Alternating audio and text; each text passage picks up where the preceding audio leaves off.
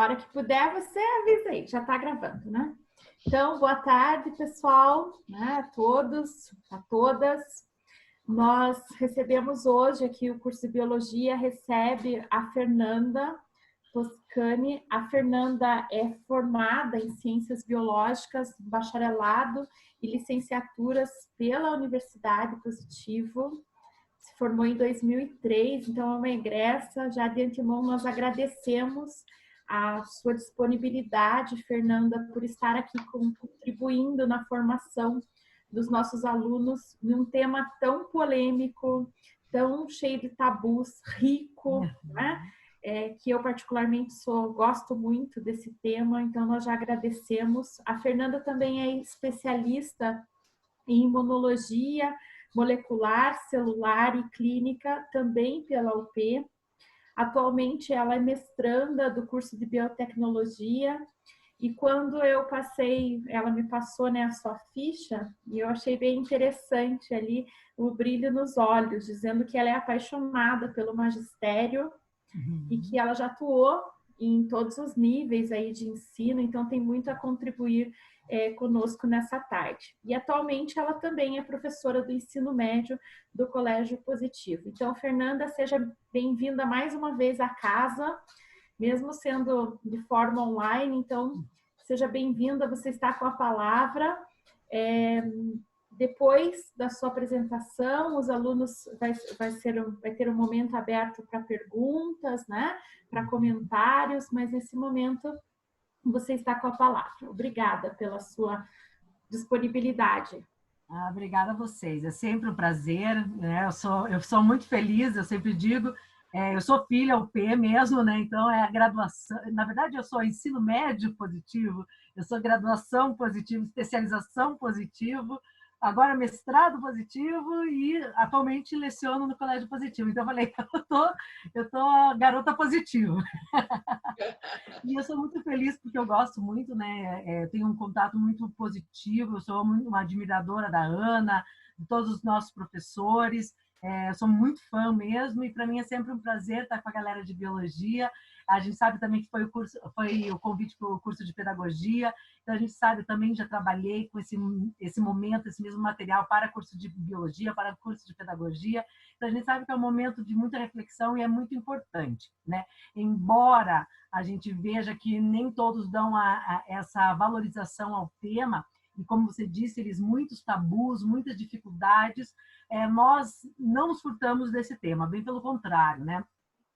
Quando eu passei o meu breve currículo para eles, eu sou apaixonada pela genética, eu sou fã, assim, eu entrei na biologia por causa de genética, mas quando eu comecei a dar aula, eu me apaixonei, né? Eu sou uma apaixonada pelo magistério mesmo, e foi nessa paixão e vendo as dificuldades que os nossos alunos tinham em trabalhar com esse tema, né? Ninguém aborda, né, o tema sexualidade por espontaneidade. Geralmente ele está lá no componente curricular do segundo ano, da segunda série do ensino médio, ele está lá no oitavo ano, nono ano, oitavo ano do ensino fundamental e no quinto ano do ensino fundamental. Então, são momentos ali que a gente encontra esse material. E a gente sabe que, na verdade, a importância é muito maior. E os nossos alunos, eles sentem essa necessidade, eles sentem essa vontade.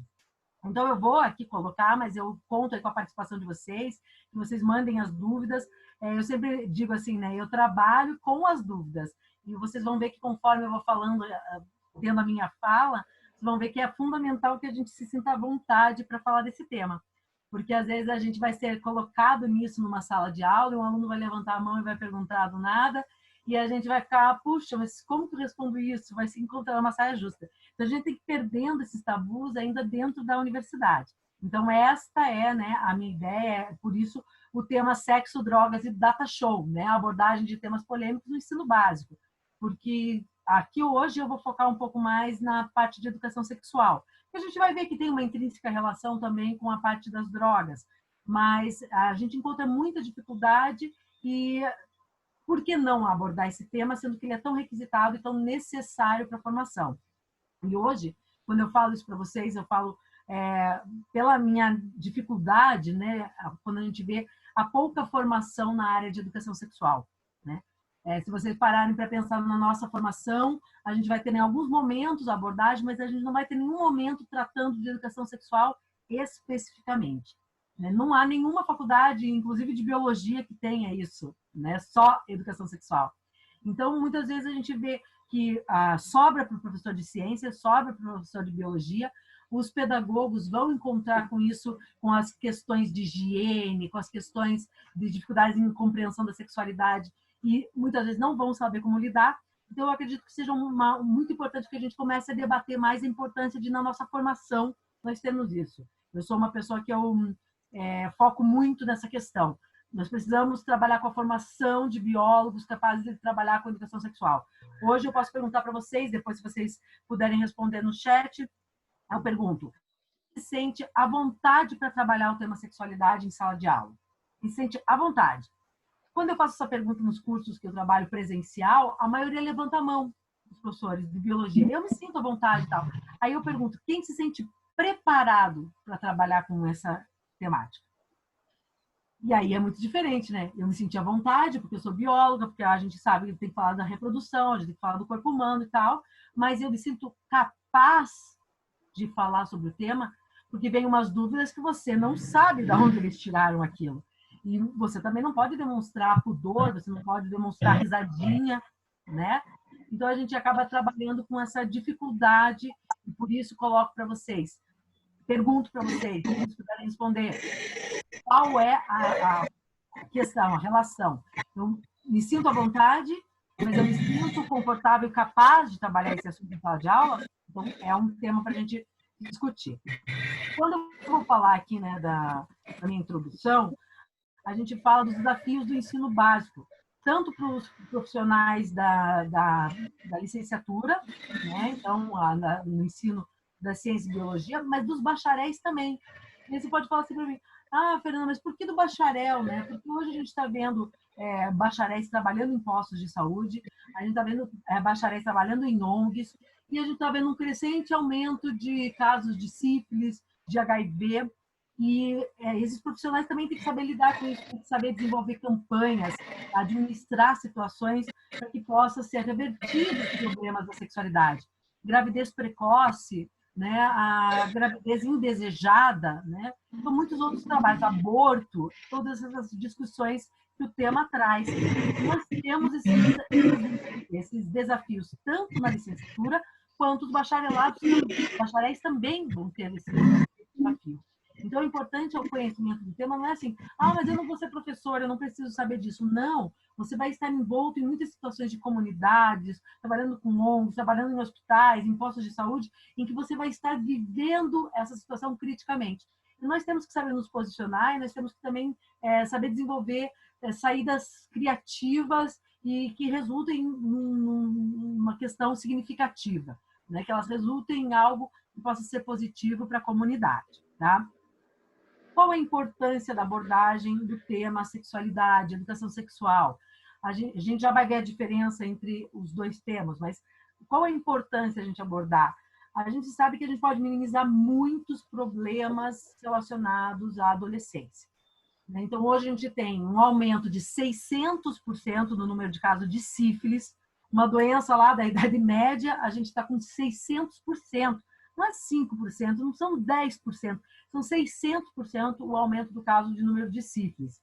O HIV acaba se tornando mais evidente nos jovens entre 16, 17 a 25 anos. Os nossos jovens estão na linha de frente do vírus HIV. Né? Então, as meninas ficando grávidas cada vez mais cedo. E não que o problema seja a gravidez, mas muitas vezes interromper os estudos, porque hoje a gente nem fala mais de gravidez precoce, a gente chama o termo de gravidez indesejada. Porque pode ter uma menina que ela tem 17 anos, ela casou, ela quer ter um filho, então a gravidez dela é precoce, mas não é indesejada. Então ela vai ter, digamos assim, todos os subsídios para criar aquela criança. Agora, eu hoje, por exemplo, eu estou com 37, eu não quero ter filho, se eu engravidar para mim, ser uma dificuldade. Então, isso seria uma gravidez indesejada. Então, a gente tem que aprender a lidar com todas essas circunstâncias e a partir da discussão da sexualidade, e por isso, assim, o meu trabalho ele vai para professores, né, assim, de biologia, para pedagogos, mas eu também trabalhei em espaços coworking com mulheres que tinham muitas dúvidas e não tinham para quem perguntar, né? Então, a gente vê que a importância da abordagem desse tema é a gente minimizar situações catastróficas, situações constrangedoras, que a gente vai deixando de lado. A gente se preocupa com tantas outras coisas, e essa situação do nosso adolescente, a situação da formação da pessoa, né? E isso, como profissionais responsáveis, nós somos altamente motivados a trabalhar, e aí a gente vê que nós não temos essa abordagem. A gente se torna tão técnico e esquece do valor humano. Mas, em contrapartida, há muitas dificuldades, né? E aí a gente começa falando de dificuldades tanto de trabalhar numa escola, porque você tem os quesitos, né, de muito pudor em falar do tema. Ah, se você for falar, você não pode falar isso, você tem que deixar de falar aquilo. E, ao mesmo tempo, tem as questões religiosas. Então, tem muitas dificuldades em se abordar o tema. Mas eu acho que o maior problema, a maior dificuldade é as pessoas encararem de uma forma errônea a educação sexual. Eu sempre brinco, né? E esses tempos eu trabalhei com curso de pedagogia, esse tema, e eu falei, se a gente mudasse o tema educação sexual para educação corporal, a gente já iria minimizar muito o trabalho de sexualidade. Porque quando a gente fala em educação sexual, as pessoas falam, ah, vai ensinar meu filho a fazer sexo, né? E não é esse o motivo, né? Não é esse o objetivo. Bem pelo contrário, a gente como educador, a gente tem alguns cuidados, algumas peculiaridades, e que a gente sabe que a gente não vai induzir nada disso. Bem pelo contrário, né? A gente vai trazer maior respeito pelo assunto, a gente vai trazer maior tranquilidade, de forma bem trabalhada, bem subsidiada, né? Então, só que o nome educação sexual já traz o preconceito, né? E eu acho que essa é a maior dificuldade. Porque se eu fosse trabalhar a educação educação sexual e mudasse para a educação corporal, nenhum pai ia lá por causa da religião dele, não permite abordar isso, né? O problema é que o termo educação sexual ele acaba embutindo na cabeça das pessoas o termo sexo e passa a se acreditar que é só isso. A gente sabe, né, quando a gente trabalha, todo o tempo que a gente trabalha, que não é só isso. E quando eu digo para vocês da minha vontade, eu trabalhava na UTF-PR com o ensino médio superior em 2006, e os alunos começavam a me parar no corredor para tirar as dúvidas deles, porque eles não tinham para quem perguntar. Nesse momento, eu desenvolvi o projeto de educação sexual, necessidade e responsabilidade.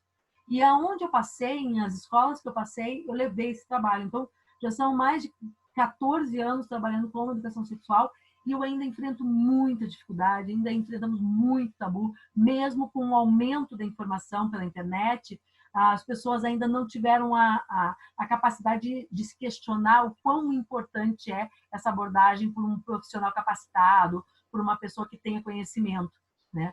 Porque, às vezes, não, a internet, meu filho aprende, né, ele pode pesquisar, eu converso com ele, mas não é a mesma coisa, né? Nós temos a formação. Se você me perguntar qualquer questão de corpo humano em relação à parte de sexualidade, parte de menstruação, parte de período fértil, a parte lá que se fala de ponto G e outras coisas, a gente tem conhecimento para falar, e um conhecimento profissional, né?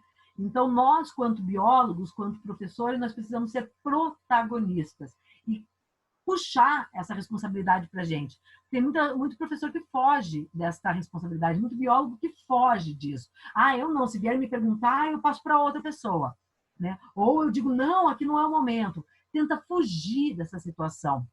E a gente não pode mais, no momento que a gente vive, nessa era de informação, porque a gente acha assim, nossa, a era da informação, eles não vão usar isso para o bem, né? Se eles forem fazer uma pergunta de educação sexual, uma questão de sexo, por exemplo, vai aparecer primeiro um vídeo pornô, é a primeira coisa que eles vão acessar. Vocês acham que eles vão buscar artigo científico? Vocês acham que eles vão buscar informação em sites do Ministério da Saúde, em dados de epidemiologia, de boletins epidemiológicos? Não vão. Então, nós temos que ter essa intervenção, temos que fazer essa intervenção e buscar o nosso lugar de protagonista, porque a gente não pode fugir. não pode fingir que isso não está acontecendo, né? E eu sempre digo assim, eu não considero legal uma atividade de educação sexual uma vez por ano, com 500 adolescentes numa sala. A minha educação sexual foi essa. Fazer uma palestra para 500, 200 adolescentes numa sala, e aí o cara falava, daí ele falava, alguém tem alguma dúvida? Você ia levantar a tua mão no meio de todo mundo? Não ia. Então, a gente tem que desconstruir isso e fazer a educação sexual, ela estar em todos os momentos da educação. Porque, como a gente já vai comentar, não é só falar de sexo, né? É muito mais, é muito maior o envolvimento e a gente precisa trazer isso, né? Então, a gente tem várias experiências nisso, e aí eu trago essa imagem. Ah, um triângulo. O que você quer dizer com isso? Nós, quando falamos de educação sexual, sexualidade, nós temos esse triângulo. Os 3 vértices, cada vértice representa uma estrutura: sexualidade, sexo e educação sexual. Os 3 conceitos são totalmente distintos, mas intimamente relacionados. E aí a gente vê, né, pelos lados do triângulo que juntam esses vértices, tá? Quando a gente fala em sexualidade, a sexualidade estaria o ponto de cima, tá? Por quê? Porque a sexualidade ela é inata ao ser humano. Quando você começa a crescer, a se desenvolver, você já começa a identificar as diferenças entre menino e menina, você já começa a verificar como que você vai fazer xixi, por que a menina vai sentar, por que o menino não vai. E isso mesmo na educação infantil, a gente já começa a ter essa percepção corporal. Então, a sexualidade é inata ao ser humano. Não tem a ver com o sexo em si, a relação sexual. Tem a ver com eu me descobrir, eu me identificar, eu me conhecer, eu compreender as questões de higiene em relação ao meu corpo, aos cuidados que eu tenho que ter, a responsabilidade, né, conforme a criança vai se desenvolvendo, e não deixar nenhum adulto me tocar. E por isso as atividades de educação sexual são primordiais aí na educação infantil, para que a gente minimize casos de abuso, de violência sexual. Tá? Então, sexualidade, inato, já nasce com a gente, conforme a gente vai crescendo, vai se identificando com determinadas questões. Tá? Aí, educação sexual são conjuntos, né, de algumas habilidades, e alguns desenvolvimentos, algumas competências que nós vamos desenvolver dentro da atividade educacional, no qual nós vamos guiar esse aluno, desde a sua educação infantil, para que ele consiga compreender a importância do cuidado do próprio corpo, para ele tenha noção de higiene. Vocês vão ver que vocês vão trabalhar com adolescentes, você vai chegar na sala e vai ter um cheiro de suor. E as meninas reclamando e vindo falar, ai, professora, mas esse aluno, ele fede muito. Sempre vai acontecer isso. Por todas as escolas que eu passei, tinha alguém na sala que fazia isso, né? E as alunas diziam, ai, professora, eu não consigo ficar do lado dele e tal. Isso é falta de educação sexual. Ah, mas não é a falta de higiene? Mas educação sexual é o compreender que conforme eu vou crescendo e vou ganhando o meu desenvolvimento, o meu amadurecimento sexual, né? Então, quando chega a puberdade, há uma modificação completa dos hormônios sexuais. E essa modificação completa leva ao aumento da sudorese e também ao cheiro mais intenso dessa sudorese. Então, se esse aluno é motivado, conhecer o corpo, que ele está lá se desenvolvendo, que ele precisa ter os cuidados de higiene, que ele precisa... Isso, se tem essa motivação, ele vai se desenvolver já desde criança, sabendo que ele precisa ter essa abordagem. Então, quando fala em educação sexual, a gente está envolvendo o cuidado do corpo, a gente está falando em higiene pessoal, a gente está falando em higiene oral, porque quando a gente fala a boca é o começo de tudo, né? Tem uma amiga minha, odontopediatra, ela sempre fala, Fer, a boca é o início de tudo. Né? Se você vai ter uma relação legal com alguém, né? Vai ser através do beijo, vai ser através, né, dos primeiros contatos, até da própria fala, do próprio contato, né, mais próximo. E daí o adolescente ele não tem nem noção de fazer sua higiene oral, né? Então, tudo isso é educação sexual. Por isso que eu falei para vocês, né, se a gente mudasse o nome para educação corporal, talvez fosse mais curioso, mais atento e menos preconceituoso o olhar para essa situação que é muito importante, né? Então, educação sexual é a base, é o alicerce. E, por fim, o sexo, a relação sexual. Se eu tiver a maioria acha assim, vai ter educação sexual, vai estimular a criança a fazer sexo. Não!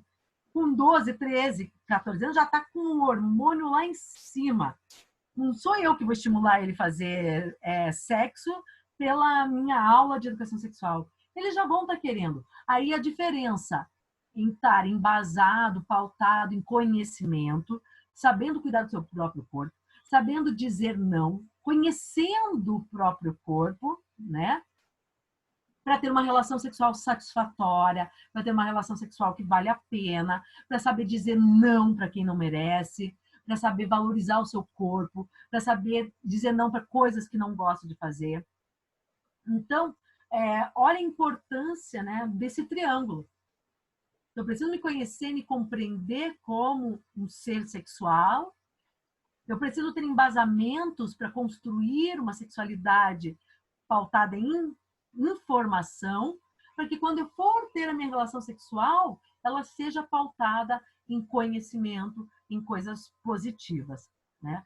Esses tempos, né, estava vendo uma repercussão que teve do caso do Big Brother, não sei se vocês chegaram a assistir ou se vocês viram esse caso, em que a menina ela tinha que fazer lá a prova da resistência e ela falou que ela colocou um OB para segurar o xixi.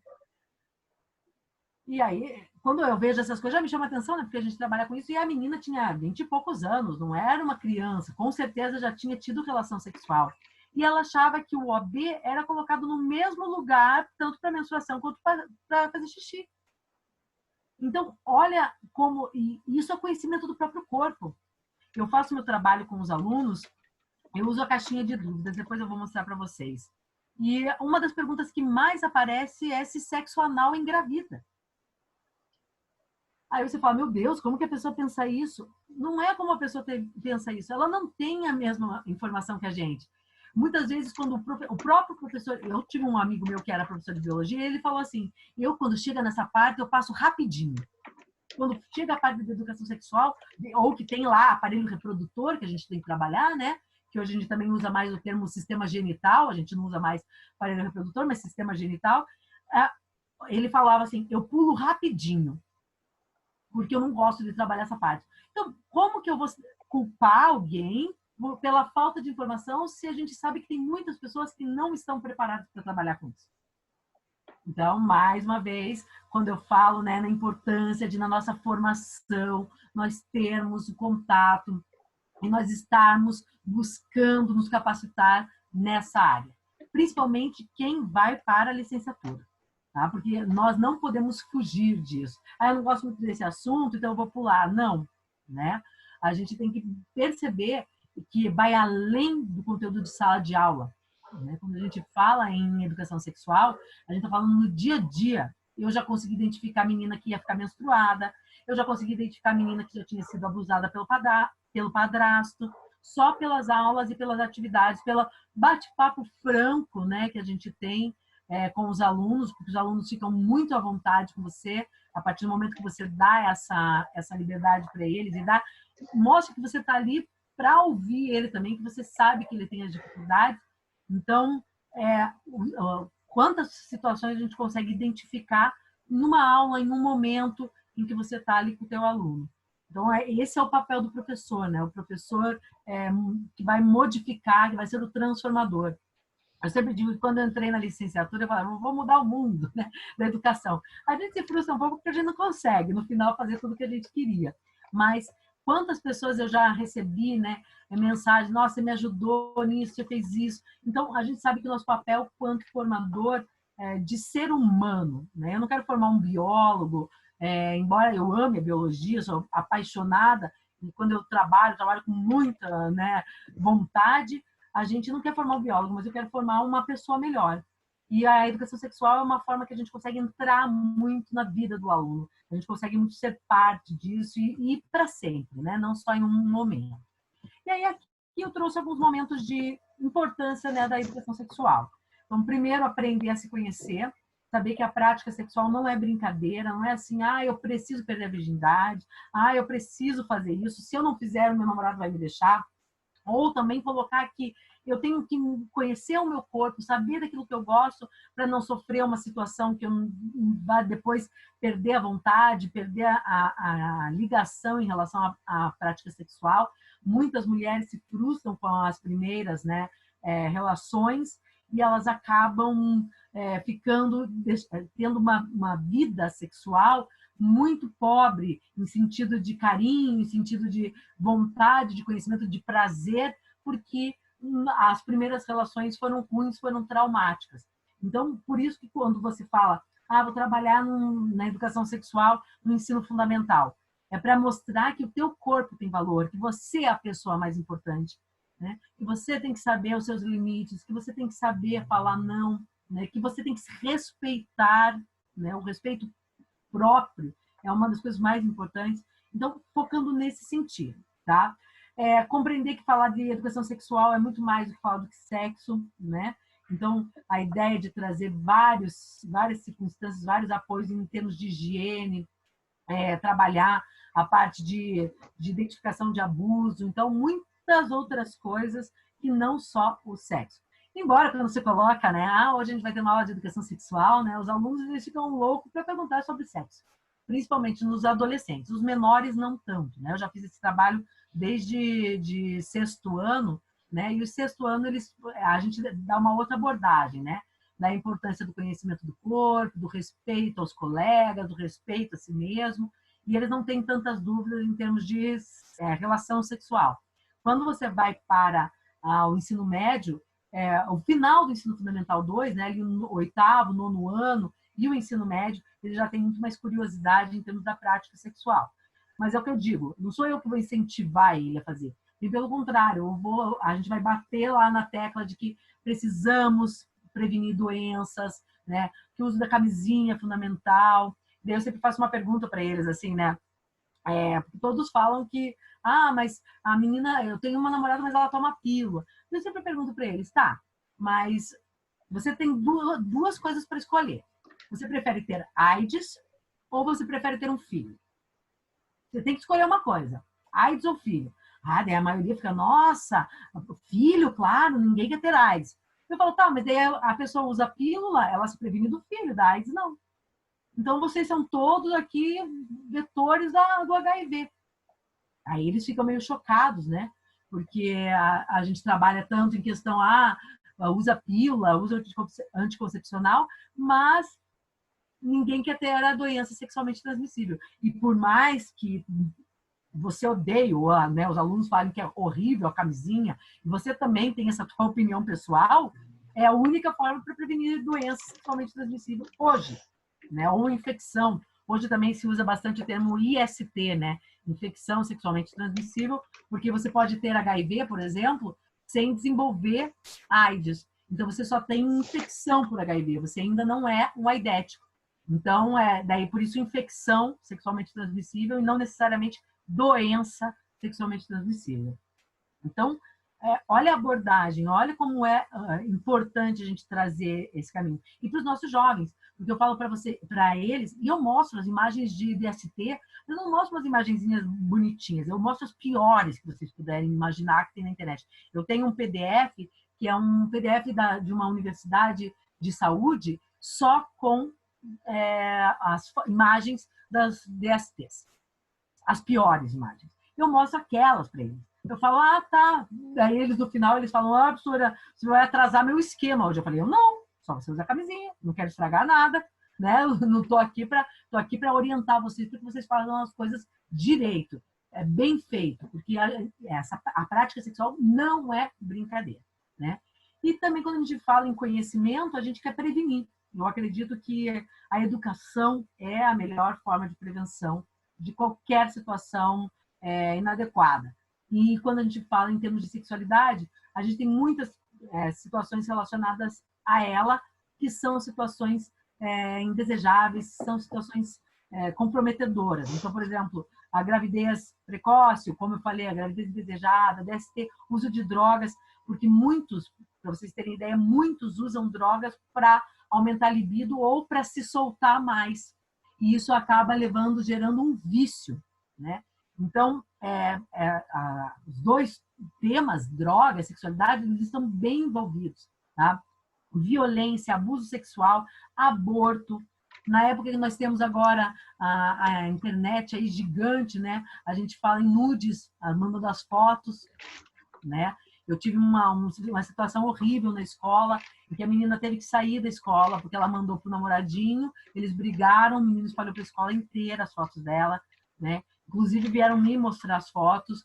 Então, foi uma situação muito constrangedora. E a gente tem que orientar, tem que dizer, olha, cuidado com o teu próprio corpo, cuidado com essas situações, prova de amor não é isso, né? Então, a gente tem que saber orientar para prevenir. As discussões de gênero, né, que a gente fala cada vez mais, né? O menino é transgênero, né? Daí há um tabu nesse tema, então a gente precisa ter conhecimento para falar. Há alguns artigos, né, dentro da biologia em que se aborda que o sexo morfológico, né, ele é formado já com a presença dos cromossomos X, Y, XX, mas que o sexo no sistema nervoso central, a percepção, as questões sexuais, elas são formadas posteriormente. E isso está envolvido com os remédios que a mãe utiliza, com várias circunstâncias. E isso fala que por isso que o transgênero ele não escolheu, é uma menina e tem um comportamento de menino. Não, isso geralmente já começa na infância. Por quê? Porque a percepção cerebral é diferente. Então, quanto biólogos, nós temos que saber disso. Porque senão a gente às vezes vai condenando a pessoa, dizendo, nossa, aquele ali tem um comportamento estranho, como que o menino quer colocar as roupas de menina. Então, a gente tem que saber que a maturidade sexual a nível cerebral, a nível do sistema nervoso central, é diferente da questão da formação do sexo morfológico. Então, é mais conhecimento que a gente precisa adquirir para que a gente possa abordar e saber falar, né? Porque essas perguntas também aparecem. Embora a maioria das escolas sempre me travaram nisso, se você for falar na educação sexual, não fala de transgênero, não pode falar disso. Então, a maioria corta, né, esse tema, mas a gente precisa saber, até porque você pode dar uma palestra, você pode falar em algum outro momento e você precisa estar capacitado nessa situação, tá? E aí, sem falar no setor psicológico, né? Quanto mais a gente aborda essas questões, menos a gente vê suicídio em relação a uma questão contraditória a nível sexual, a gente vê a questão amorosa, né? Por isso que eu coloquei a imagem ali do coraçãozinho com band-aid machucado, né? Então a gente vê muitas situações adversas. E se a gente trabalha com o amor próprio, o respeito próprio, né? A gente está trabalhando com autonomia. Se a gente está trabalhando com autonomia, a gente vai formar indivíduos melhores emocionalmente, mais fortes emocionalmente, que vão saber lidar melhor com as situações psicológicas, tá? O tema educação sexual, ele começou a ser abordado com os parâmetros curriculares nacionais, os PCNs, né? Então, a gente sabe que os PCNs, eles são documentos, né, que propõem uma nova estruturação do currículo, sendo adaptado às diferentes realidades sociais e às diferentes realidades regionais. Então, os PCNs, né, que são os parâmetros curriculares nacionais, propõem essa estruturação. Foram elaborados lá em 1995, tiveram uma demora na sua aplicação, e a ideia era resgatar principalmente os valores humanos. Tá? O problema, foi várias questões, né, que foram levantadas em relação aos PCNs, e que muitos dos assuntos eram abordados de forma superficial, a falta da formação dos professores, uma estrutura burocratizada da escola, e aí, por fim, a gente não conseguia aplicar aqueles parâmetros como a necessidade impunha, como eles foram programados para serem utilizados, né? Então, a gente teve várias problemáticas, mas os PCNs, a ideia deles era minimizar. E uma das coisas importantes que os PCNs trouxeram foi uma abordagem, além das 8 áreas de conhecimento, os temas transversais. Então, os temas transversais são temas, pelos PCNs, são temas que não precisam ser abordados obrigatoriamente, mas são temas relevantes, importantes a serem discutidos. Então, a gente pode citar em tema transversal educação ambiental, a gente pode citar ética e cidadania, a gente pode citar outros fatores em termos de temas transversais. Para nós, aqui hoje, o tema transversal é a educação sexual, né? E esses temas transversais, embora muito importantes, relevantes, como não eram obrigatórios, pensa lá comigo que eles foram deixados de lado. Então, apesar de serem colocados como fundamentais, eles não tinham grande viabilidade, né? Então, eles dependiam da afinidade da preparação do professor, aquilo que eu comentei com vocês. Ah, eu não gosto de falar desse tema, eu não gosto de falar de aparelho genital, eu vou pular essa área, vou passar rapidinho. Então, eu não trabalho o tema, né? Precisaria de um super profissional, várias competências no professor, que ele soubesse desenvolver muito bem os temas. Então, nem sempre isso, né, o super profissional, isso não condiz com a realidade. A gente que trabalha na docência há anos, né, a gente sabe que é bem difícil, por mais que a gente programe muitas coisas, muitas vezes a escola não facilita, não favorece, ou então você tem uma turma em que não consegue trabalhar determinado assunto, então nem tudo sai como você gostaria, como você preparou, né? A escola passa a ser, né, o local de trabalho, né? E a gente não consegue fazer reuniões sempre produtivas para desenvolver um projeto interdisciplinar, por exemplo, eu da área de biologia, como professor da química, para a gente trabalhar a questão de hormônios, para trabalhar outras situações, então é muito difícil, né? Tem que ser um projeto educacional, todos devem compartilhar da ideia. Então, eu acho muito importante trabalhar a educação sexual, mas aí os outros professores são contra essa abordagem, trabalham de uma forma marginal, né? Colocam uma posição marginal, né? Então, o professor encontra inúmeras dificuldades para distribuir esse tempo, porque daí, por exemplo, eu tenho que cumprir lá com o currículo de biologia. Nossa, gente, quando vocês pegarem lá o ensino médio, vocês vão ver, é um monte de conteúdo.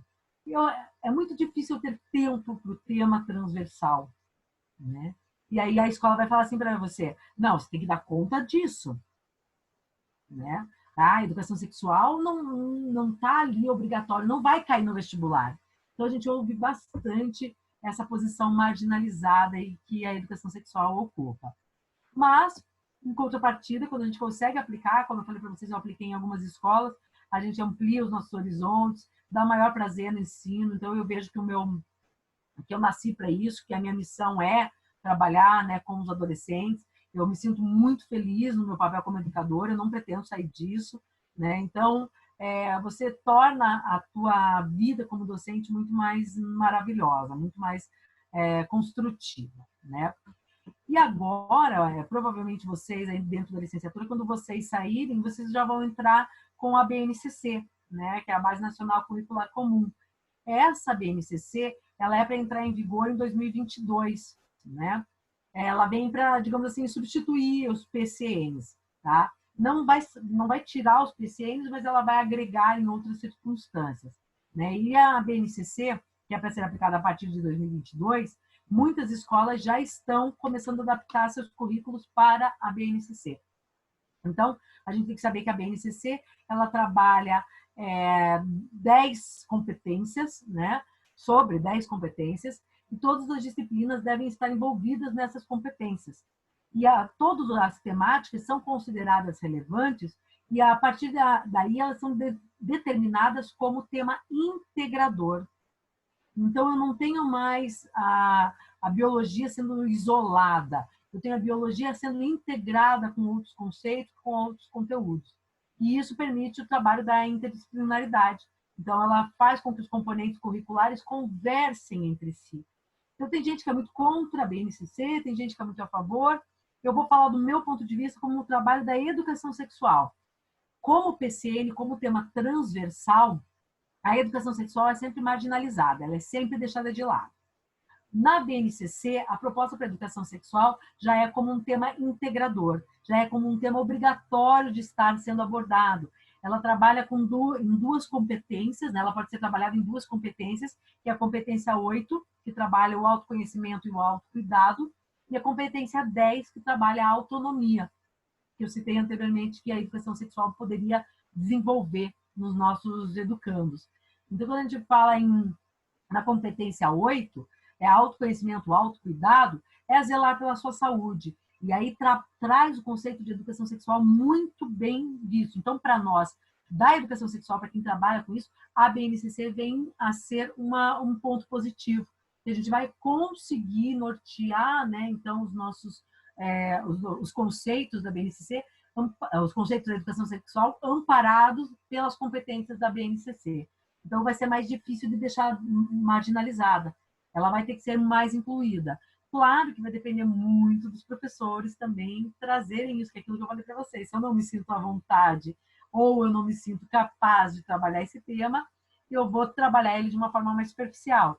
No meu caso, eu já me sinto capaz, já amo trabalhar esse tema. Para mim, eu poderia incluir ele em todas as minhas aulas de biologia, né? Trazendo alguma relação com o corpo humano, trazendo uma relação com o ambiente, né? Se a gente se respeita, a gente respeita o nosso ambiente, então a gente traz um conceito um pouco mais abrangente dentro da BNCC, tá?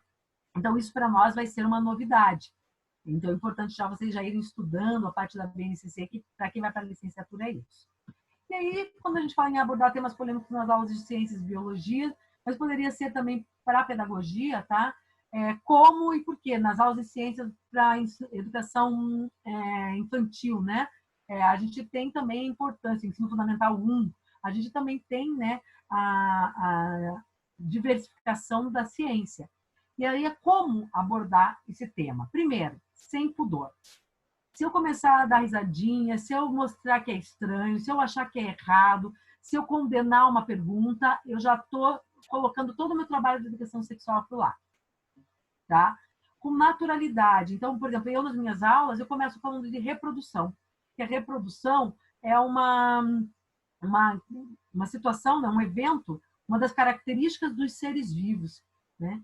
Então, começam falando da importância da reprodução, que tem a reprodução sexuada, assexuada, falo das diferenças entre os sexos nos animais, falo que conforme aumenta o desenvolvimento do sistema nervoso central, também aumenta a parte de prazer e de conhecimento da sexualidade. Eu comento com eles que os golfinhos também fazem sexo por prazer. Os golfinhos já foi identificado que eles têm uma relação sexual por prazer, não só para geração de novos indivíduos.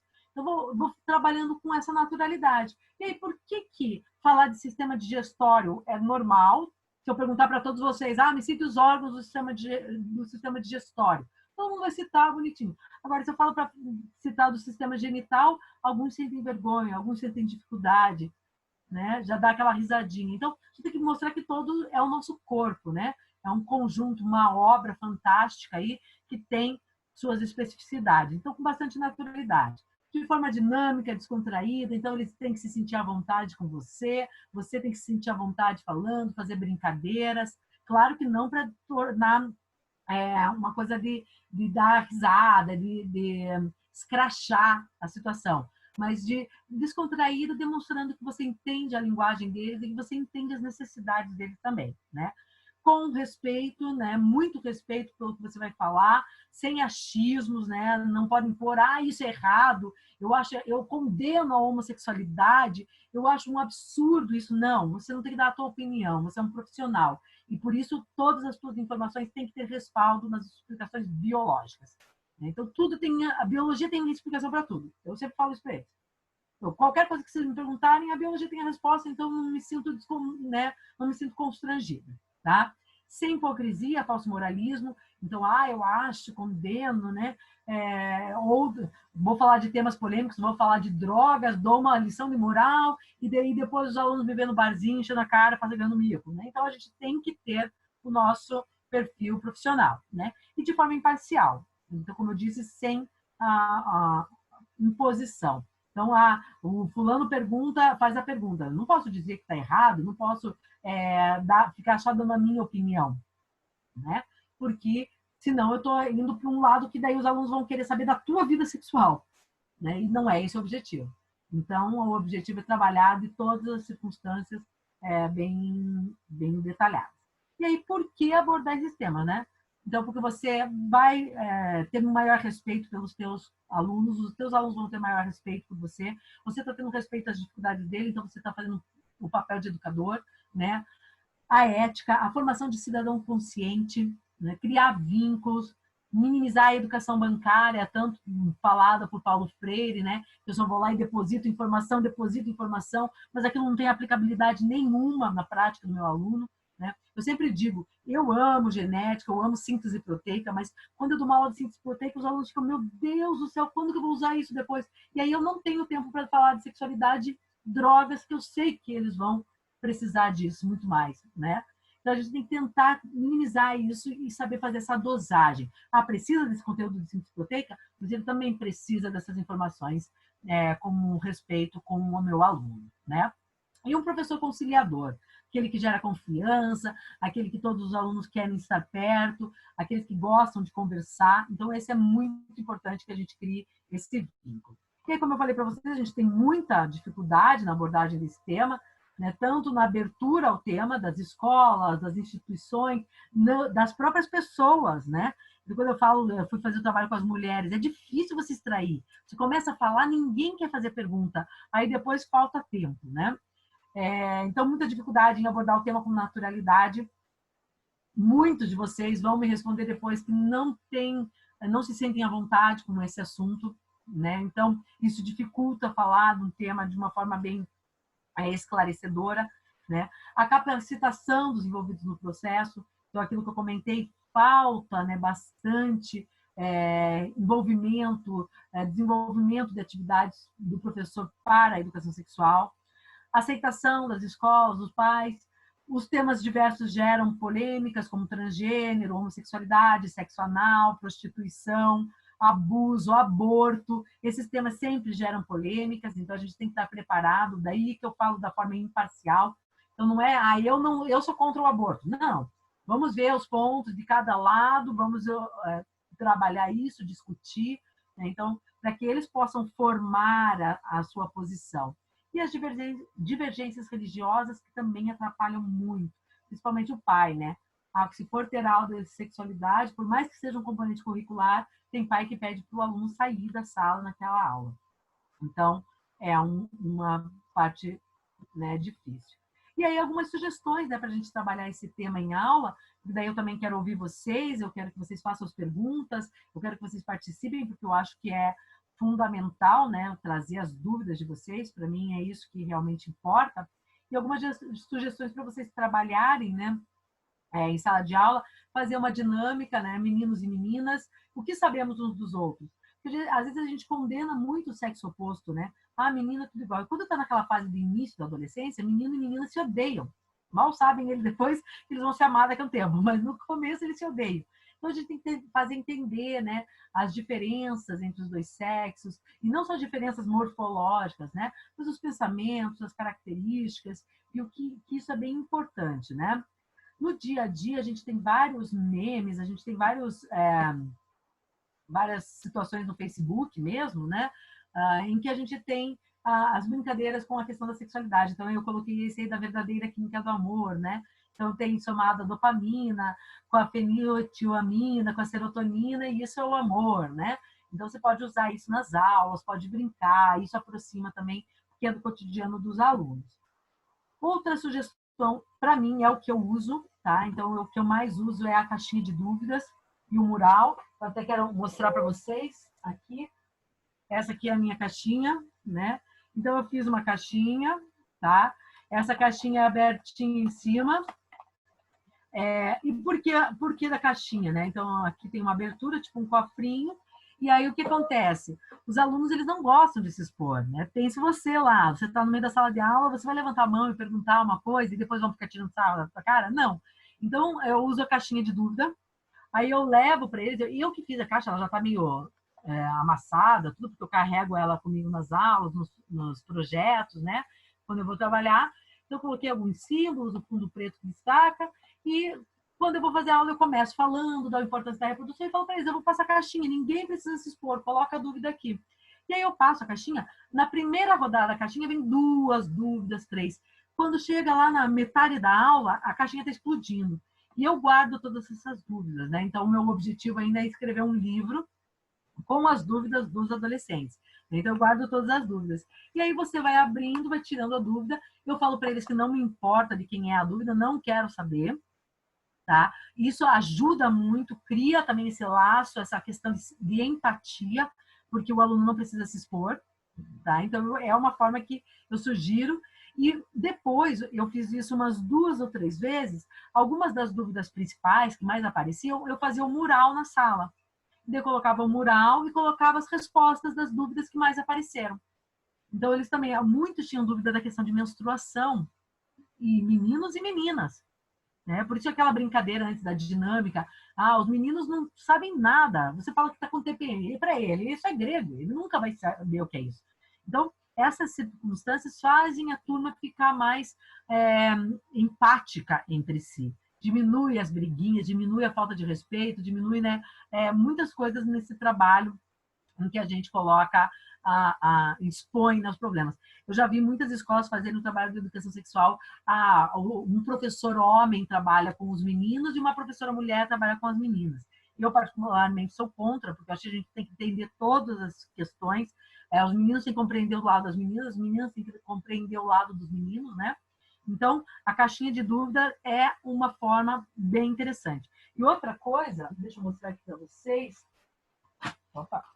Uma coisa que eu faço bastante, né, eu guardo os materiais, eu peço para os alunos produzirem folders, né, sobre sexualidade. Então, eles fazem o folderzinho deles, doenças sexualmente transmissíveis, daí eles fazem toda a abordagem, tem uns folders aqui que eu tenho muito legais.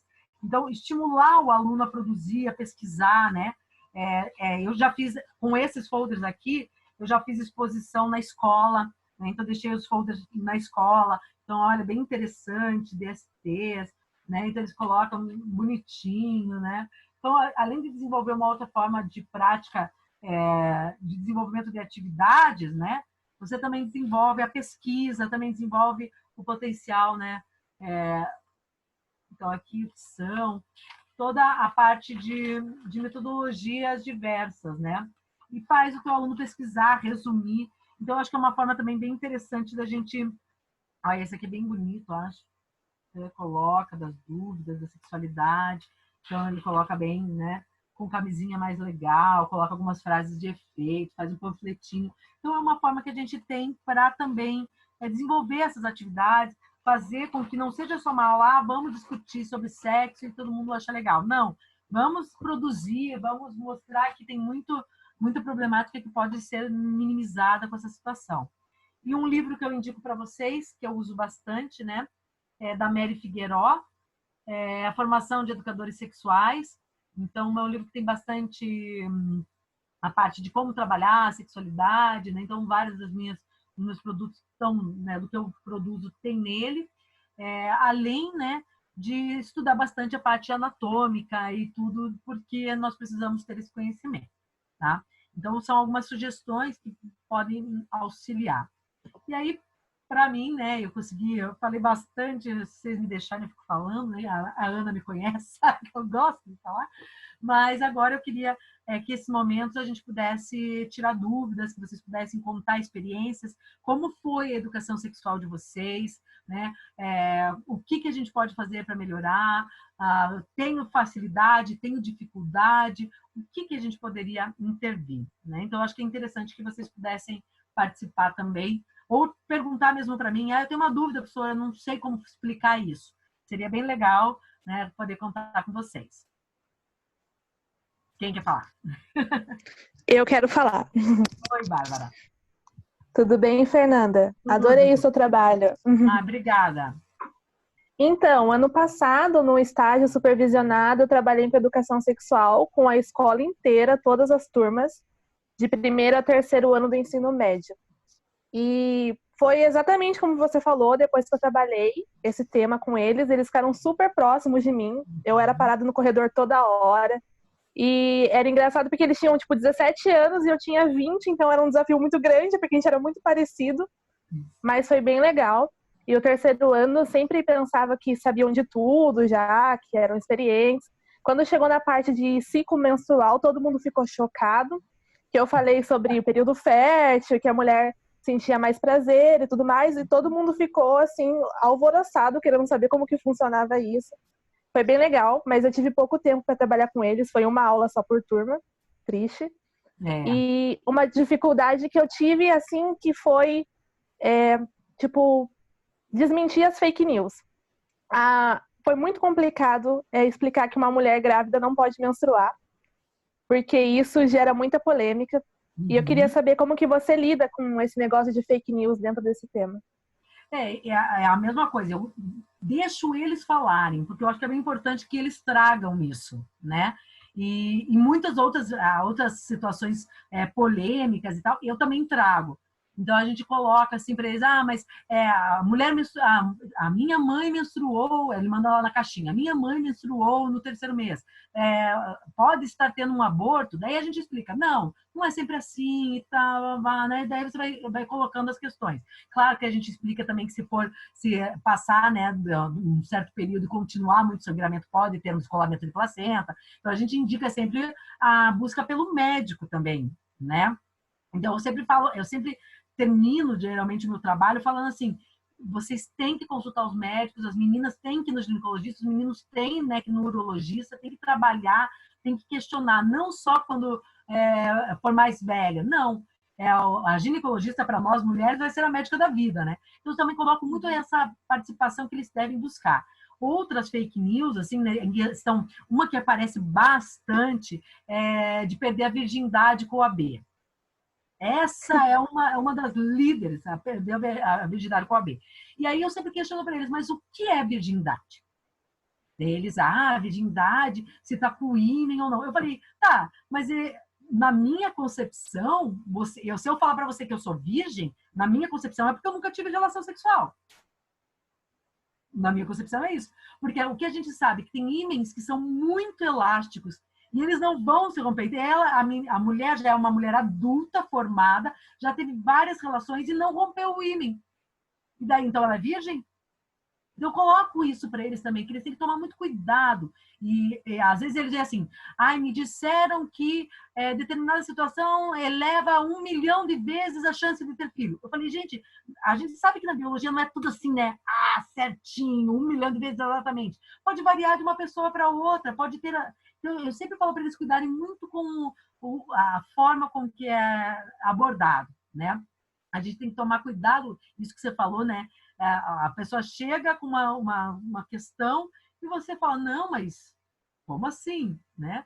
Então, a gente demonstrar para eles que o conhecimento é o mais importante. Mas daí vocês percebem como é importante a gente estar ali? Porque para quem que eles iriam perguntar isso? Se ele jogar na internet o que é virgindade, né? Então, olha como a gente tem uma responsabilidade imensa, né?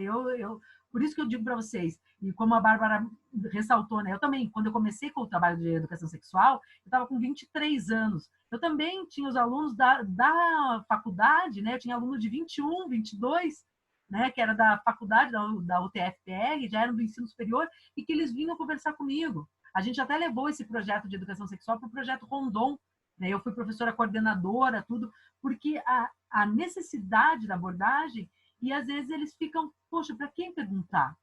E aí você consegue, né, penetrar por vias em que nenhum outro professor vai conseguir. Por isso que eu digo, o nosso papel é fundamental. Eu sou uma maravilhada, eu amo a parte da educação sexual. Né? Quem mais? Eu tenho. Eu tenho. Oi. Tudo bem, Fernanda? É a Carol. Não vou aparecer na câmera porque tá tudo escuro aqui onde eu tô. Minha pergunta você falou que você faz a caixinha, né, de dúvida. Uhum. No estágio que eu fiz há 2 anos atrás, né, eu estava no início da faculdade, no primeiro ano, então eu fiz estágio na disciplina de ciências, né, com uma professora, e ela começou a trabalhar esse tema de sexualidade, educação sexual, porém eu não me envolvi muito pelo fato de eu estar no começo da faculdade e não entender muito bem. Então Sim. eu fui observando como ela trabalhava e ela também passava essa caixinha de perguntas. Mas ela fazia uma seleção, assim, das perguntas que ela recebia. Porque não sei se ela tinha medo de responder perguntas mais, assim, cabeludas, entre aspas. Então ela fazia uma seleção e falava, não vou responder tal pergunta. Então eu queria saber de você. Você faz essa seleção, assim, durante a aula ou você tenta responder todas as perguntas? Assim, se a pergunta for muito absurda, porque tem pergunta que daí vem da nossa vida pessoal, vem a pergunta para mim, entende? Da minha vida sexual, entendeu? Aí eu não respondo. Daí eu coloco, não, olha, aqui não tem nada a ver com isso. Agora, as perguntas deles, as dúvidas deles, tipo, eles falam assim, a gente vai perguntar, vai parecer besteira. Eu sempre digo, não existe dúvida que é besteira. Porque aquilo que você não sabe, vários outros não sabem.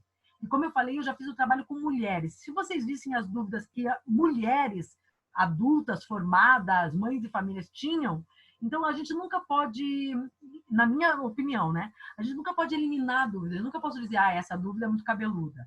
Tipo, claro que se eu tivesse num 6º ano e viesse uma pergunta de sexo anal, talvez eu tivesse que trabalhar. Como uma vez aconteceu comigo. No 6º ano me perguntaram da relação homossexual, como era. Então eu tive que explicar a parte anatômica. Como eu falei para vocês, eu fui pela parte biológica. Mas daí você não vai dar, né, muitos detalhes. Você não vai entrar lá nos pormenores da relação do sexo anal ou da relação homossexual quando falar em mulheres. Você não vai entrar por todos os pontos. O que você não pode é deixar a criança com a dúvida. E isso eu sempre digo, às vezes me perguntam assim, minha filha fez... Eu tenho sobrinhas, né, afilhadas de 8, 10 anos, fez a seguinte pergunta. Eu sempre digo, você não pode deixar a criança com a dúvida. Se na hora você não souber responder, ou se você achar que é muito forte na hora, você olha para ela e fala, olha que pergunta boa essa tua, mas eu não sei responder. Então eu vou pesquisar e vou trazer para você. Aí você pesquisa, se você não souber. Se você já souber, mas achou que era uma dúvida muito cabeluda, você fala, não, eu vou buscar a pergunta, você vai ter mais tempo para trabalhar como repassar essa informação, mas eu acho que você nunca pode deixar sem a resposta. Porque se a gente deixa sem a resposta, a gente demonstra que tem alguma coisa errada. E eu acho que falar de sexualidade não pode ter nada errado. Por mais que a dúvida seja um absurdo, né? E às vezes você vê algumas questões estranhas, às vezes está dizendo daquela pessoa. Então, às vezes ela pergunta se era anormal o tio querer sempre pegá-la no colo. Poxa, se a pessoa está fazendo uma dúvida dessa, já é para a gente ficar atento, né? E às vezes são dúvidas que você acha que pode não ser positiva ou que não, mas que para aquela turma vai fazer diferença. Então, eu sempre trabalho todas, a não ser que fale da minha vida. Né? Uma vez me perguntaram com quantos anos eu tinha perdido a virgindade, faz umas perguntas loucas lá, né? E daí você fala, não, a minha vida eu não estou aqui para responder de mim, eu sempre falo. Eu estou aqui para responder as dúvidas de vocês. Eu acho que vocês têm mais dificuldade do que eu para trabalhar esse assunto. Né? Então, para quem sabe da minha vida, né? Então, só deixar essa questão bem clara. Mas daí, quando eles veem a tua seriedade, eles também sentem a seriedade. Tinha uma turma que eu trabalhei no retrasado, né? Era o 8º ano. Eu entrava naquela turma e eu trabalhava com uma matéria de empreendedorismo, não era nem ciência de biologia, eu trabalhava empreendedorismo com eles, mas eles sabiam que eu era professora de biologia. E aí, toda vez que eu fiz o trabalho de educação sexual, pautado lá pela direção e tal, e toda vez que eu entrava na sala de aula, eles falavam, professora, vamos ter aula de sexualidade, vamos ter aula de sexualidade, sempre. Porque eles sentiam tanta dificuldade em ter com quem conversar. Então, às vezes, e aí eu mostrava seriedade. Nas primeiras aulas vinham umas perguntas besteira. Depois, só vinha perguntas que você fala, poxa, o pessoal está querendo entender mesmo, e não de sexo. Mas, assim, vinha a questão de higiene, vinha a questão da questão de amor próprio, né, de ser qual... Né, se eu deveria perder a virgindade porque o menino está me pressionando. Começou a vir perguntas que você fala, nossa, eles estão querendo mais conhecimento do que bagunça, né? Então, eu acho que é bem importante a gente colocar esse ponto. Por isso que, como a Bárbara falou, que ela só teve a oportunidade de trabalhar 3 aulas, uma com cada turma, a gente sente que é pouco, né? Porque não consegue fazer a continuidade, a gente não consegue demonstrar como o trabalho é sério. Então, por isso que eu sou a favor de que a educação sexual ela fosse contínua. Pelo menos uma vez por mês você tivesse um trabalho, uma aula focada para aquilo, né? Então, a gente teria muito mais tempo de demonstrar naturalidade, de demonstrar importância. E se você pega a turma no começo do ano e pega a mesma turma no final do ano, você vai ver como eles sofreram, né? Se desenvolveram até ganharam maturidade com o trabalho. Então, eu acho que é um negócio bem legal de ser visto.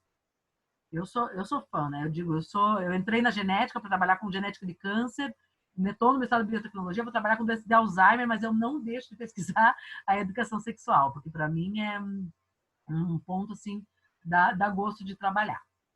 Fernanda, como é que vocês estão lidando hoje com tecnologia e sexualidade? Isso eu trabalho bastante com eles, primeiro dos sites que eles pesquisam. Por isso que eu falo assim, às vezes os pais falam, não, mas meu filho, deixa que eu faça a educação sexual dele em casa. Eu falo, você não vai fazer sozinho, ele vai entrar no computador e vai começar a pesquisar um monte de coisa. Geralmente eles vão para sites errados, que faz um monte de pornografia ou que fala um monte de besterol, mas não traz um conceito adequado, não traz embasamento em artigo. Então, eu sempre trabalho com eles muito cuidado no que eles vão pesquisar. Depois, outra coisa que está acontecendo muito, que acontece nas escolas, é a questão dos nudes, né? Então, a gente está vendo que a tecnologia sendo utilizada negativamente. Ah, mas ele falou que era para mandar, que era prova de amor. Eu sempre digo, gente, tem que tomar cuidado com o teu corpo, zelar pelo teu corpo. E aí, os trabalhos em que a gente vem desenvolvendo que o amor próprio, o autoconhecimento em primeiro lugar. E que essas questões de tecnologias inseridas à parte de sexualidade pode dar N problemas. Então, eu falo para eles que eles podem pesquisar, porque a gente sabe que eles vão pesquisar, né? Mas que eles não peguem a primeira referência, não peguem quando forem sites de trabalhem mais a questão pornográfica, porque daí ele não traz informação. Vai trazer um vídeo. Uma vez me perguntaram, se eu quiser saber sobre camisinha, é só eu digitar lá. Eu falei, sim, se você digitar lá só camisinha, vai aparecer um monte de filme erótico antes. Então, você tem que pesquisar artigos científicos sobre tal, ou informações do Ministério da Saúde sobre tal, né? Dados epidemiológicos sobre AIDS. Então, eu ensino eles a pesquisarem também um pouco sobre isso, né? Para não serem alvo até desses sites, né? Em que marca encontro, a gente vê aí, às vezes parece coisa de novela, mas os caras marcam encontro, né? É um pedófilo. Então, até para eles não caírem nesse tipo de situação, para eles tomarem muito cuidado com perfis em Facebook, porque, querendo ou não, são menores de idade, eles nem poderiam ter, né, perfil no Facebook. Então, eles já estão entrando com perfil no Facebook, o pedófilo já está lá sabendo disso, então eles têm que tomar muito cuidado com as mídias sociais. Eu sempre digo, quanto mais informação vocês pesquisarem e tiverem, menos vocês vão ser alvos disso. Porque às vezes a gente fala, nossa, mas como que caiu no conto do vigário, né? Olá, o cara chamando para passear, dizendo que era da sala, mandando uma foto. É porque não tem informação, né? Não vai atrás, não vai buscar como tem perigo na internet. E aí, novamente, no trabalho de educação sexual, a gente fala bastante da prevenção a bullying, a prevenção a essas questões de nudes, né? De enviar as fotos comprometedoras. A gente teve, nessa mesma escola que eu trabalhei, que eu conversei com vocês, a gente teve uma menina que tentou se suicidar por causa de nudes. Então, a gente sempre tenta trazer isso para a realidade. Então, eu sempre conto experiências, eu sempre conto casos, né, que aconteceram, que eu já vivi, né, e que as pessoas têm que estar alertas. Então, a gente tem que buscar deixar elas alertas, né? E se trabalha, não sei, pode ser que pareça uma visão feminista, e talvez seja, né? Mas a gente ainda vive uma sociedade em que a mulher é mais vítima, né? Da exposição, tá? Uhum. Então, sei lá, eu vou contar uma história ali do positivo. Aquela história antiga lá que um casal estava transando no banheiro da universidade. O menino saiu como o herói que estava pegando a menina mais bonita do curso, né? E a menina pediu trancamento, se afastou da instituição, teve problemas psicológicos, depressão e um monte de coisas, né? Então, a gente ainda vê essa visão ainda, né, dicotomizada, de que um tem responsabilidade e o outro não, né? E a mulher ela ainda é mais vítima, e principalmente nessa questão dos nudes, da filmagem de relação sexual entre jovens e que são divulgadas na internet, né? Então, essa que é a visão que às vezes eu tenho, que está faltando ainda a pergunta é necessário ainda uma educação sexual diferenciada entre homens e mulheres? Na minha concepção, eu acho que a educação sexual tem que ser igual para a gente justamente mostrar quais são os problemas que acontecem. Então, o que eu vou falar para o menino, eu falo a mesma coisa para a menina. E justamente nos meus trabalhos, eu trago bastante a informação de que, assim, a mulher, se ela ficou com várias, ela vai ser taxada de vagabunda. E o homem, se ele ficou com várias, ele vai ser taxado garanhão. Eu sempre coloco para eles. É válida essas coisas. E uma coisa que eu tenho percebido entre os jovens, eles têm bem menos essa visão, sabe? E quando a gente pega os alunos mais velhos têm mais essa posição do que os mais jovens. Os mais jovens já estão mais abertos para as questões de um pouco de a parte de homossexualidade, já aceitam melhor, já tem uma visão menos preconceituosa da mulher. Então, eu acho que a gente já vem surtindo alguns efeitos com as militâncias que têm acontecido. Mas eu acho que, assim, a gente tem que focar em que a mulher ela tem que ter o respeito do seu corpo pelas coisas que ela pode enfrentar. E outra coisa é que eu coloco, porque a gente fala das vítimas de abuso. Meu primo é juiz e ele fala que ele pega um monte de casos de irmão que estuprou o próprio irmão, homens. Então eu falo para eles, às vezes a gente coloca as coisas pela realidade que a gente vê, porque a gente vê bem mais, né, o estupro feminino, né? Mas a quantidade de questões que acontecem, né, com homens em questão de abuso sexual, em questão de colocar o homem que ele tem que ser o garanhão, isso é tão negativo e parte do quê? Parte da gente visualizar que, na verdade, as pessoas têm as mesmas necessidades, têm o mesmo libido, que o homem ele tem algumas diferenças pela parte anatômica e a secreção de testosterona que aumenta a libido. Então, a gente tem algumas coisas que a gente tem que demonstrar, mas eu acho que a gente tem que tratar abertamente e mostrar os problemas que os dois sofrem, né? Se fosse a tua foto ali, talvez o homem não se importe tanto. Por que a mulher se importa mais? Porque geralmente a mulher traz a questão de uma relação mais pautada no romantismo. Por mais que eu queira só a relação sexual pela relação, eu ainda espero um bom tratamento, eu ainda espero uma coisa. O homem não. O homem, muitas vezes, é a parte mais física, mais fisiológica. Então, eu acho importante as mulheres verem esse lado, eu acho importante os homens verem esse lado, porque aí combina. Aí ele vai ver assim, tipo, poxa, eu tô achando super legal essa filmagem, mas para a mulher isso seria legal, então ele tem que saber se colocar no lugar do outro. Eu acho que é essa a mensagem que a gente tem que deixar quando a gente trabalha com sexualidade. Sempre se colocar no lugar do outro. Você gostaria? Você não se importaria, mas será que a outra pessoa não se importaria? Então, você sempre tem que estar ali embasado com muito respeito, com as situações muito, muito bem pautadas, né? E senão acontece as dificuldades que a gente vê, suicídio, tudo porque mulher aumenta nesse sentido.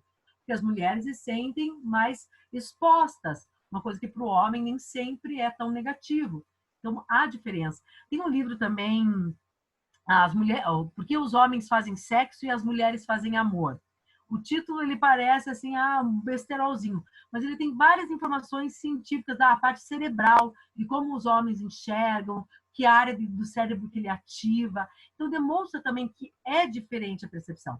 E que, por isso, a gente poderia fazer algo isolado, você poderia fazer diferente a educação sexual para o homem e para a mulher, mas aí um não entenderia o lado do outro. E nesse livro, ele fala que a necessidade da gente entender o lado do outro, a gente perceber que o outro nem sempre vai concordar com as nossas ações, né? Que por mais isso gera debate na sala de aula, isso gera o enriquecimento, acho que da situação em si no geral. Beleza. E alguém me diria que se sente à vontade, mas não se sente capacitado para trabalhar a educação sexual? Porque às vezes a gente, eu me sinto à vontade, eu faço biologia, mas eu me sinto capacitado em trabalhar a educação sexual? Eu estaria pronto para enfrentar qualquer dúvida? O que vocês acham? Então, Fernanda, quando eu fui fazer, né, esse trabalho na escola, eu fiquei alguns dias dormindo mal, de tanto que eu pesquisava e de tanto medo que eu sentia das perguntas. Mas acabou que eu dei conta, porém, né, poderia ter acontecido alguma questão que eu ia ficar, tipo, e agora, né? Nunca ouvi falar disso. Mas é uma questão de muito estudo mesmo e é de várias áreas, assim, não somente artigos científicos. Eu me apropriei de várias coisas que a professora Ana Meyer falou na aula, de leituras de livros que ela recomendou para usar nas explicações que eu estava dando. E tem que ser uma questão total, né? Porque o ser humano não é mais aquele bicho, né? É um ser social, então... Tanto que vocês estavam comentando sobre o feminino e o masculino, né? E quando eu fiz esse trabalho na escola, uma das surpresas que eu tive é que os meninos pediram mais para trabalhar o lado emocional do que as meninas. Tipo, eles não queriam maltratar as meninas, eles queriam saber como respeitar, e eles se preocupavam muito mais com elas do que elas com eles. E foi uma surpresa totalmente, tipo, grande para mim, porque eu já sou um pensamento mais feminista sempre, aquela coisa, né, de um pouco de generalização que acontece, mas foi bem legal, tipo, eles queriam que eu trabalhasse a questão de quando, tipo, parar de usar com a camisinha com a namorada, sabe, a questão de confiança, de traição, e foi uma surpresa bem grande. Ó, bem legal. Eu Mas ainda é acho difícil. que a gente devia ter uma educação sexual continuada, né? E não Uhum. apenas na formação básica e no ensino médio. Porque, Concordo veja, também. eu dou aula lá no terceiro ano de um curso universitário de embriologia.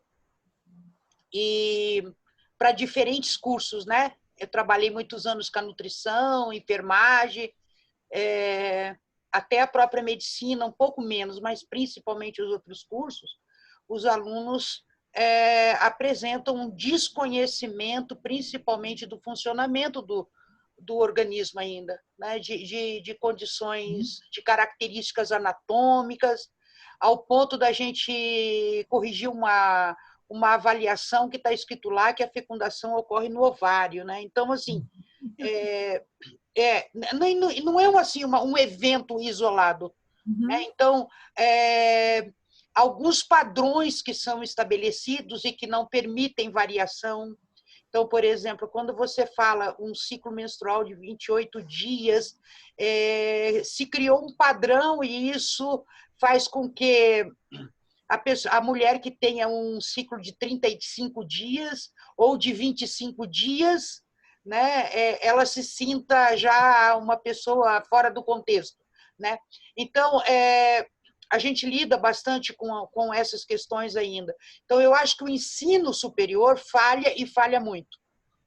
Essa caixinha, né? Às vezes o pessoal dá uma estranhada, porque eu tenho modificado muito a minha forma de atuar na embriologia. Porque, fala sério, quem é que vai lembrar do dobramento do embrião no quarta semana do desenvolvimento embrionário, que a somatopleura, né, deu origem agora, é muito mais importante, muitas vezes, você discutir questões éticas da embriologia, questões pontuais, formadoras de opinião, né, e que vão auxiliar não só na formação do biólogo, mas também vão auxiliar do bacharel, mas que também vão auxiliar nessa questão do biólogo como educador, sabe? Porque ao longo da vida a gente vai aprendendo, e talvez essa seja uma coisa que sirva para quem está começando, que o detalhe, o conteúdo é aquela história que você falou da síntese proteica. Né? Ou do ciclo de Krebs, lembra? A quinta reação do ciclo de Krebs e não sabe que a energia vem do alimento que a gente ingere. Né? Então, assim, a gente precisa realmente dosar muito esse conteúdo, mas eu acho que ela devia ser continuada e estar presente no ensino superior. Por que isso? Porque, na verdade, hoje o nosso ensino superior ele é composto por jovens entre 17 e 23 anos. Né? Que o alto índice de AIDS. É onde pega a população ali com maior índice de AIDS. Exatamente.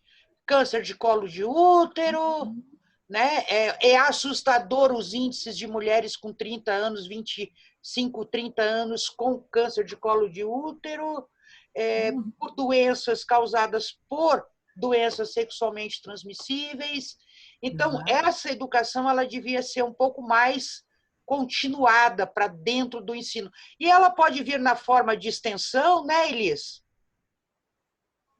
Sim, nós temos um grupo lá, até alguns alunos da biologia participam conosco.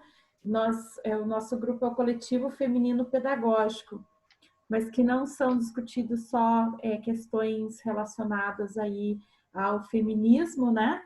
Mas sim no todo. Essa semana está um debate lá, há 2 semanas, a questão dos negros, né? Então, nós abrimos aí a questão da nossa sexualidade, da sexualidade do outro.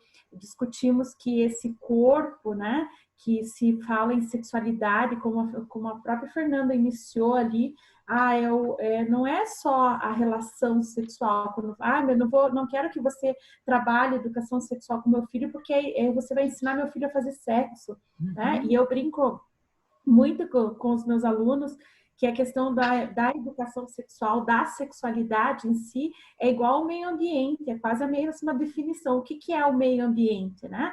O que faz parte do meio ambiente? Eu brinco que na sexualidade é a mesma coisa. O que faz parte da sexualidade é o todo. É o meu corpo, é o corpo do outro, é o ambiente em que eu estou, né?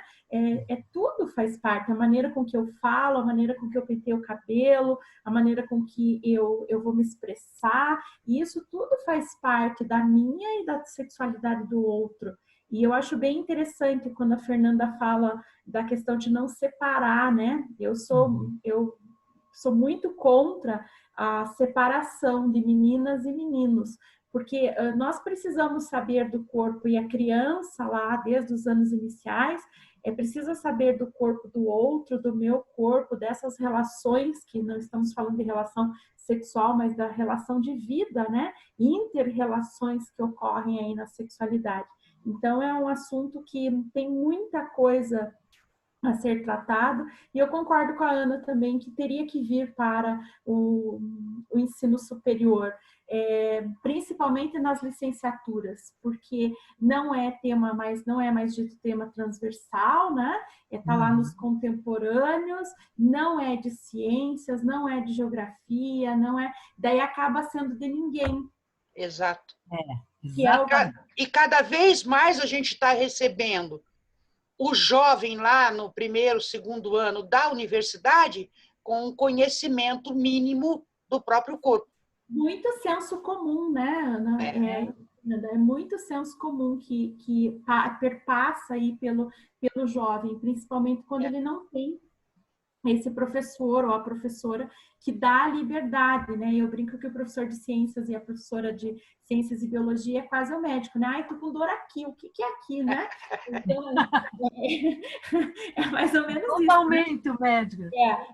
É enciclopédia, né? Eu brinco que é enciclopédia ambulante. Mas a questão é que quando ele não tem essa proximidade com o professor, de conversar e do professor ser flexível sem julgar, né? O acordo que a gente faz com eles, eu desenvolvi no estado do Paraná por muito tempo um projeto de sexualidade, eu tenho um livro escrito, né? Olhares e Ações para a Sexualidade, e nesse desenvolvimento que eu juntei o que a Fernanda fez aí, perguntas e respostas que ela está juntando aí para escrever, super incentivo, acho que é incrível a gente ter um livro assim, e sempre fazer um acordo com eles nos projetos. Não pergunta da minha vida, que eu não vou responder.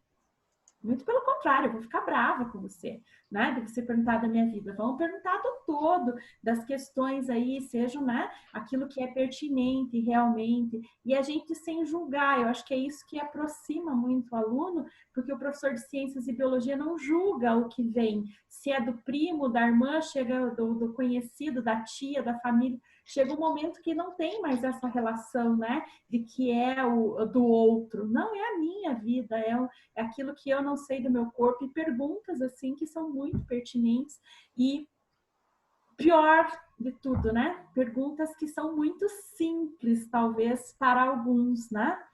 Para nós, né? Que perguntas desde o uso do preservativo, tem adolescente, mulheres que nunca pegaram no preservativo feminino, né? Não conhecem, não sabem usar um preservativo feminino, né? E tem um tabu ainda em relação a isso, um tabu de preço, né? De valores, e enfim, tem um tabu em cima disso, né? Que o homem que tem que andar com o preservativo, não, eu ando na bolsa e pronto, acabou, né? É nosso direito de dizer ou não, de não querer a relação, dentre outras questões, desde as espinhas, dos pelos, do cheiro, como você falou, né? Que o adolescente exala aí, né? Né?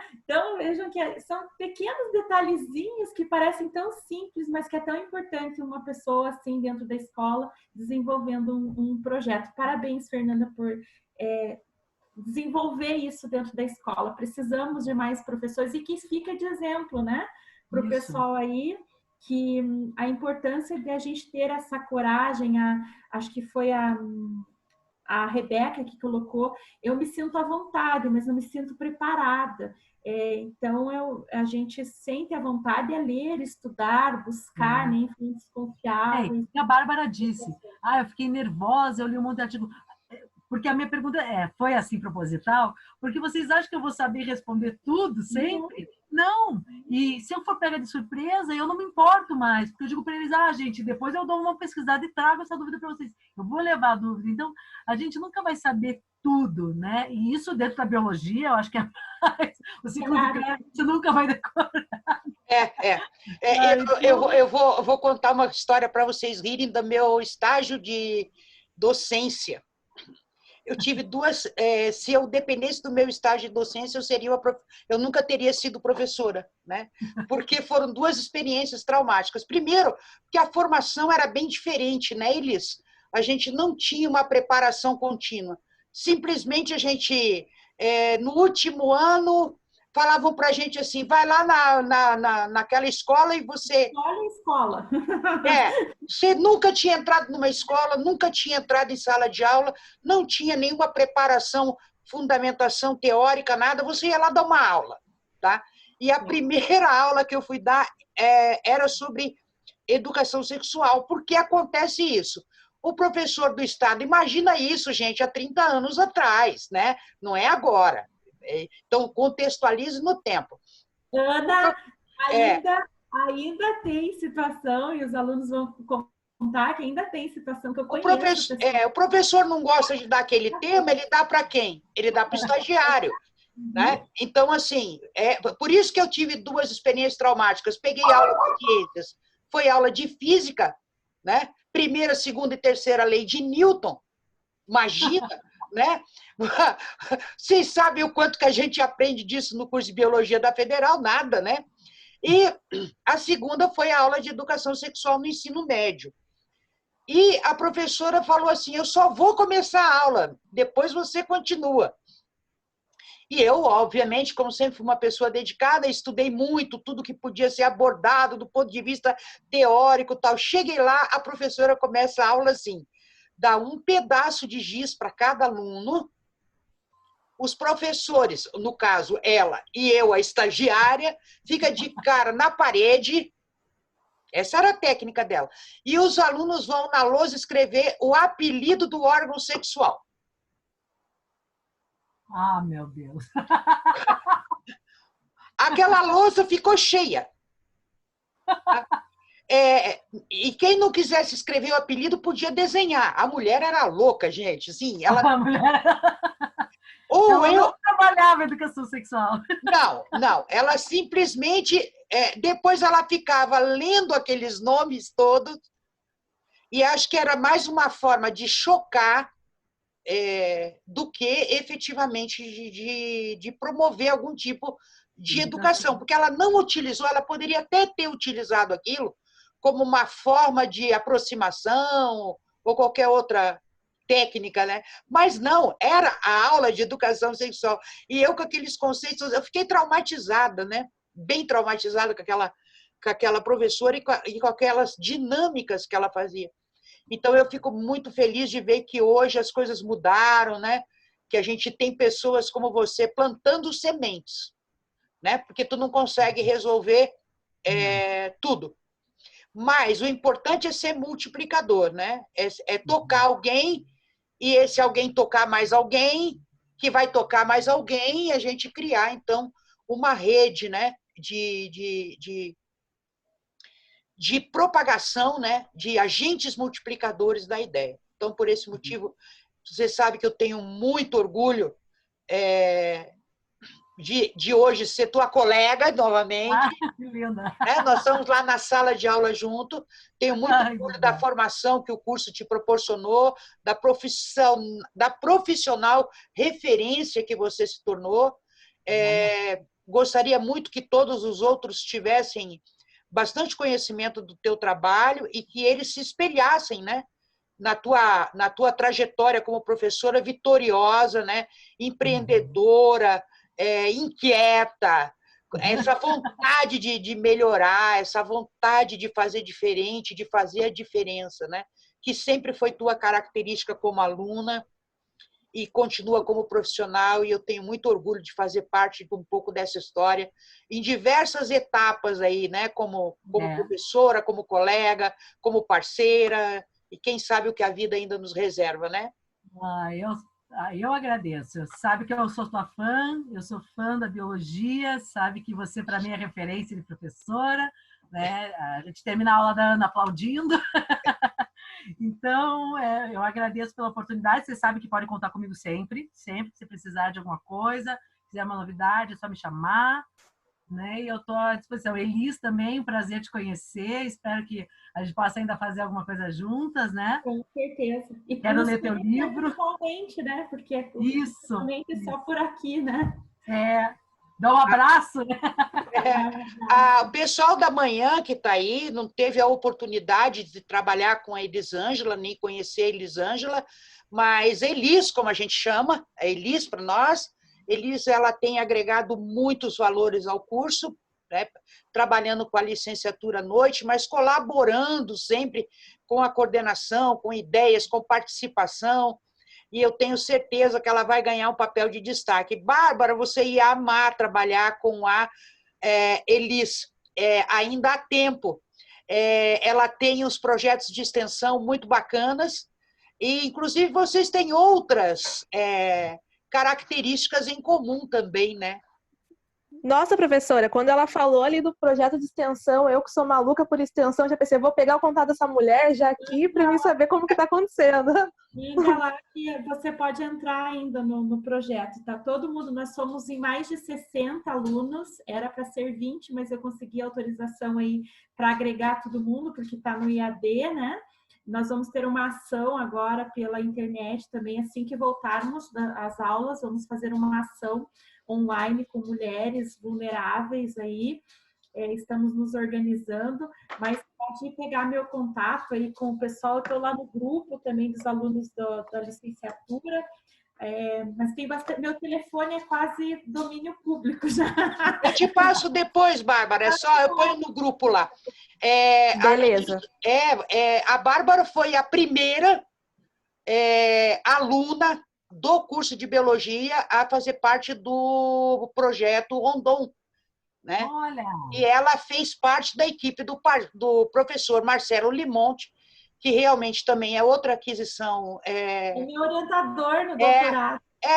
E foi orientador da Bárbara, por isso, no Rondon, por isso que eu estou dizendo que vocês têm coisas em comum, né? Ele é uma pessoa também que é excepcional, que agrega muito, né? Então, eu tenho certeza que vocês vão se dar bem. Vai lá, Bárbara, dá uma olhada no projeto da professora. Fernanda, com certeza. Obrigado a todos pela participação.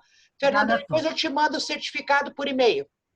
E se alguém tiver alguma dúvida, Ana, Elis, que quiserem me mandar, também fiquem à vontade, tá? Só me chamar. Tá bom. Obrigado. Obrigada, pessoal. Um abraço aí para todo mundo, pessoal. Bárbara, eu aguardo você, tá? Pode me aguardar que eu vou chegar. Vamos fazer uma ação com o Marcelo aqui também, tá? Em parceria, nós dois. Vai, né? Estou esperando já as datas, já. Estou esperando as datas. Conversando sobre Obrigada, Fernanda. Obrigada a vocês. Obrigada, pessoal. Obrigada. Tchau, gente. Tchau.